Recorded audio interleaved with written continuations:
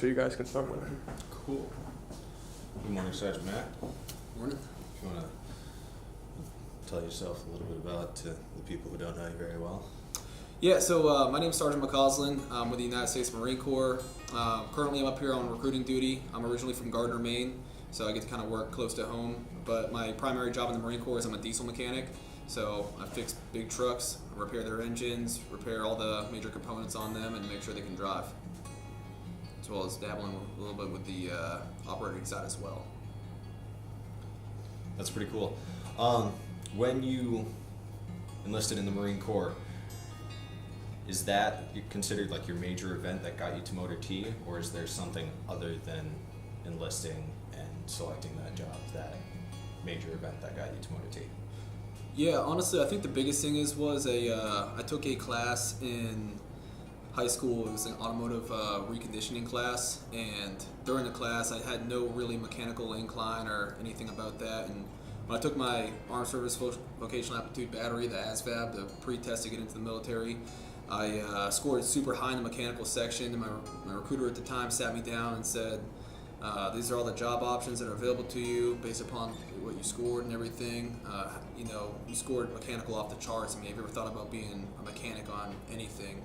I was like, not really, sir. And he was a diesel mechanic too, so he kind of told me about his job, and I thought it was super cool being able to do all the things that see all the things that he learned. And so that kind of what got me into the diesel mechanic path. That's very cool. As a Marine, you travel quite often to different places, different areas, and sometimes stay there for very long periods of time. Have you traveled anywhere that has impacted your life and career significantly? I mean, I think everywhere that you go can kind of change, I guess, mindsets and just give you different experiences and stuff. I think probably one of the coolest things I got to do was like over in South Korea. There was an aid group that we went out with. So a bunch of Marines went to a elementary school, and we hung out with Korean kids that were between the ages of, let's say, 8 to 10 or so, and they were doing like an English festival that day. So teaching them, we were doing basic drills with them, like English drills. We were playing games and everything like that. And I thought it was really cool to be part of that culture and kind of see that sort of, I guess, the impact that I could have as like a American over there, and just kind of hang out with them for the day and just kind of see how the culture is, and then take it back, come back to America and see how we do things here and just see the differences there. So I think that's always really cool anywhere you go. So before you took that automotive reconstruction class, did you think you would be doing anything involving auto mechanics? Out of high school? Out of high school and before the Marines and stuff? Yeah, honestly, before I had no idea what I really solidly wanted to do. I had the idea in my head that I wanted to be like a state trooper or like a game warden or something, because I'm from like the Central Maine area. That's pretty big, predominant in that area. But as far as like being a diesel mechanic, there's no mechanics in my family, and my dad was a Marine, and he told me when I was going in, when I told him I wanted to enlist, he's like, pick something that's going to give you a skill that you can use outside of life, whether it be anything, you know. So pick something that's going to better you and make you more valuable outside. And I was like, all right. And so that's what I did. Then it kind of struck me. I scored well in the sections or the scores and stuff. So it became an interest. That's very cool. So as a Marine, there's not very many civilians who know much about your job. So my next question is, what do you wish the average Mainer knew about your job and how you do it? So I mean, I guess the average person, I wish they would understand really that like it's really an image thing with the Marine Corps, that it's not always just fighting and I guess doing like hardcore training and stuff, because I work a pretty normal job. I work like a regular, like what you'd see in a diesel mechanic shop out in town here. Obviously, you throw a little bit of physical fitness in the beginning of your day, some orders, regulations like uniform and appearances, because we uphold ourselves and everything that we do. But I mean, really, the job that we do is no different than what you'd see in the outside world, and that's typically how most jobs in the Marine Corps are. It's very similar there. We get our ideas. We don't reinvent the wheel when we create a shop in the Marine Corps. We take what successful businesses have done outside and we implement it in the Marine Corps. So how we order our parts, how we conduct our maintenance, how we have our quality control. Really, everything is run how you'd see in a standard shop in anywhere in America. Just Marine Corps does, that puts the physical fitness part in there, and just the pride of being a Marine in general, because we always have to be ready. Yeah, that's true. So, as Motor T, what's the most interesting lesson you've learned from life about your job? Really, I think the biggest thing is just hard work, dedication, and creating a lifestyle of where you're constantly working hard and you're constantly grinding. So when you're off, you can really enjoy that time off, and you feel like you've earned that time, because really you work hard while you're at work. You're accomplishing everything and just setting goals like, hey, we gotta get this many trucks done by this week, or hey, we gotta get this done. So being able to become like goals oriented transfers into everything that you do in your life. So it could be something as simple as getting chores done around your house, or just creating goals in your life. That's kind of like what the Marine Corps has done, like what the especially Motor T, because that's what I do, has done for me. So I think that's probably the biggest impact, the biggest life lesson is just becoming goals oriented and crushing those goals, and then really enjoying the time that you earn for yourself, just earning stuff. What do you dislike about your job? And every job has their ups and their downs and their ins and their outs. So there must be something that you don't like. Yeah, I think the biggest thing that probably the biggest dislike about the job would probably be, honestly, I guess some of the equipment that we use is I guess it's hard to say. So like the trucks and stuff, right? So it's good and bad, because older trucks that we have, like our Humvees that are built in the 80s, we still use the same platforms. Like troubleshooting those is super hard, because you can't hook a computer system up to it. Like our new trucks are 7 tons. You plug in a computer just like you'd see in a regular civilian vehicle. It'll shoot codes for you. You'd be like, okay, I have something to go off of. So like troubleshooting Humvees was always a bane of my existence, just because you really have to apply yourself and really think about it, like a mechanic would back when the trucks were built. That and busting your knuckles. That's always like probably the biggest downfall of my job. Been there, done that. So the flip side to this is, what do you love most about it? That's why I said it's kind of like a double-edged sword there, because as much as I dislike the troubleshooting, and I dislike having to really figure out these hard, difficult problems, I love the satisfaction of finally figuring it out and having that relief of like, hey, I know exactly what's wrong. It's like being a doctor for a truck, essentially. You're diagnosing what's wrong with the vehicle. Then when you finally figure it out, you're like, I got it, and now the truck's running fine. So just that satisfaction of overcoming those obstacles, working together as a team, and just that camaraderie and that bond that we have and that we build. That's very nice. Let's see. Are there some important tricks that you learn from others in what you do? Absolutely. So really the way the military works, or the Marine Corps works, is that like you take people from all different skill sets when you're going through like your basic school. So my school was about 3 months long, and I knew nothing about mechanics before I joined in, other than like the automotive class that I took, and it was just teaching me about basic tools. But like as far as like engines and stuff, I did cosmetic stuff before I joined. And so the basic school did a very good job of spinning me up to be basically knowledgeable in the skill. Makes you feel confident about going out and like being, hey, I can fix this truck. I got all the skills. I know how the engines work. I know how transmissions work. So you get like the ins and outs of it.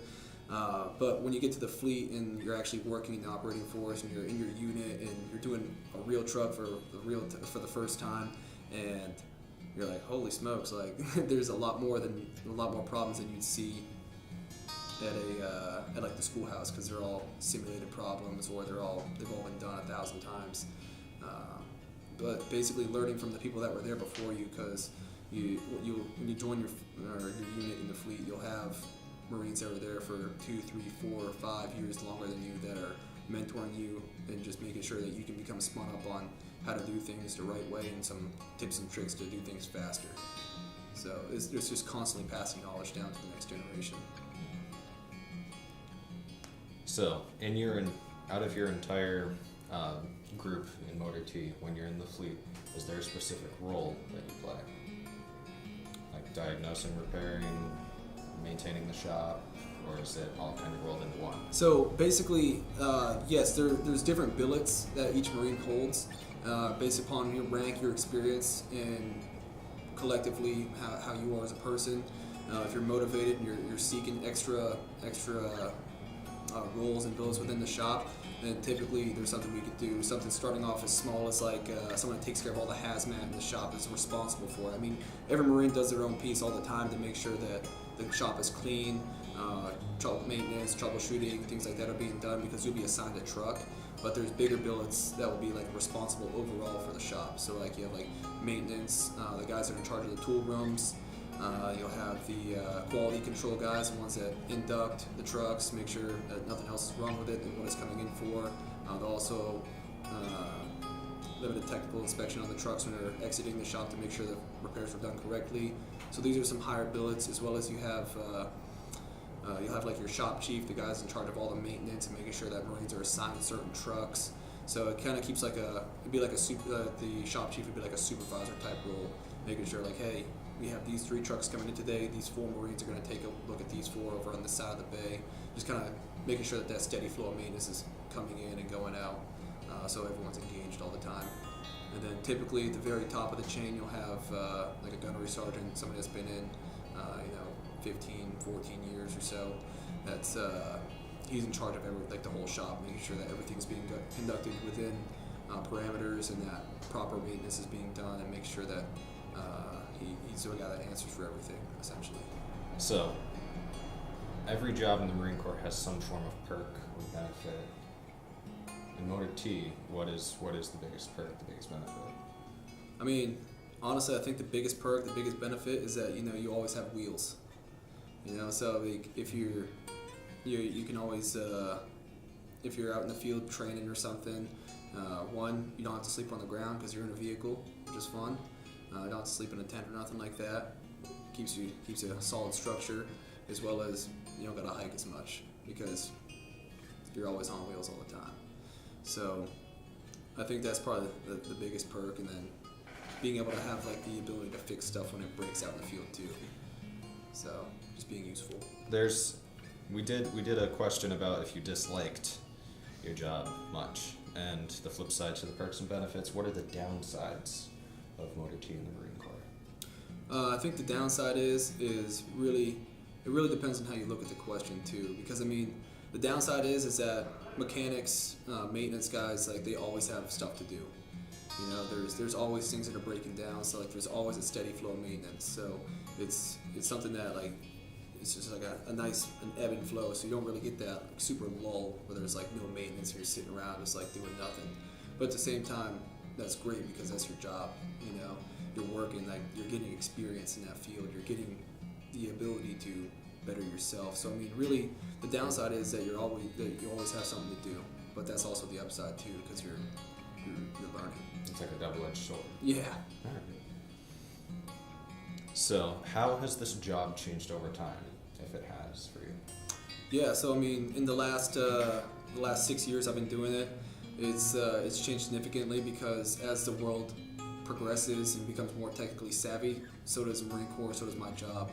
So basically, like the new vehicles that we're getting in the fleet now, we're phasing out the Humvees. We're getting JLTVs, which is a larger type vehicle, but it's not like a medium size. It's still a smaller size vehicle. So like we're getting new vehicles like that that are replacing the older ones. The way that we order parts is becoming more efficient, so you're not wasting time with like paper because everything's through the computer system now. How we order all of our parts, how we assign trucks is all tracked online now instead of just using paper slips. So I mean, just in the short 6 years that I've been there, it's gone like more technology is coming into play more. Technical manuals are all on computers, so you can control find everything rather than flipping through a technical manual. So really just the advancements in technology and just how more efficient the job becomes because of it is the biggest change. So you would say that makes it easier? Absolutely, much easier. And enlisting in the Marine Corps, going into the Marine Corps, was there anything you wanted to do other than your current job? You'd mentioned how you wanted to be like a state trooper or a game warden.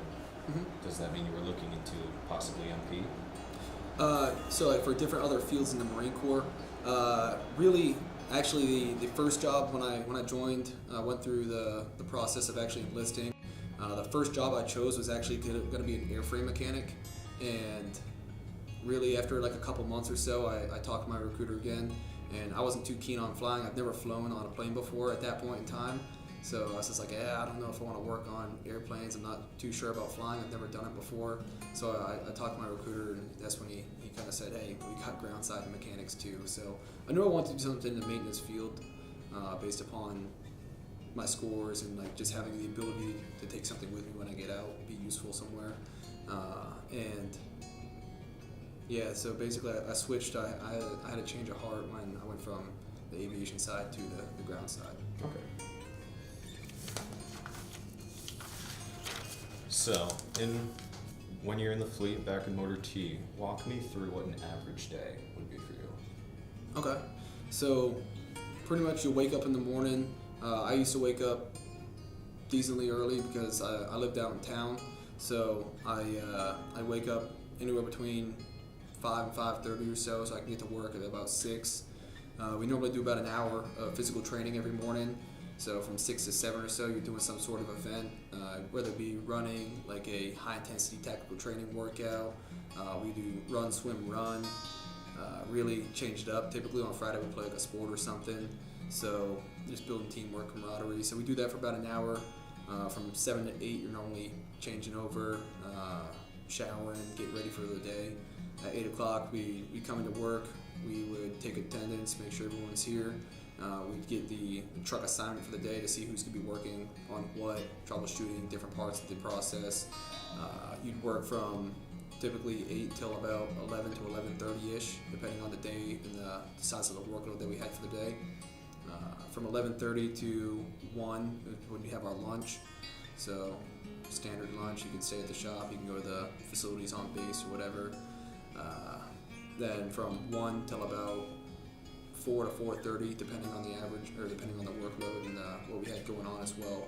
You'll be regular work, turning and burning, just conducting maintenance as normal. Then 4:30 rolls around, you're hopping in the classroom or hopping in formation, and we're getting word for the next day saying when to be here, what to bring, make sure everyone's informed on the plan of the next day, and then you go home, and from there you're free to do what you want.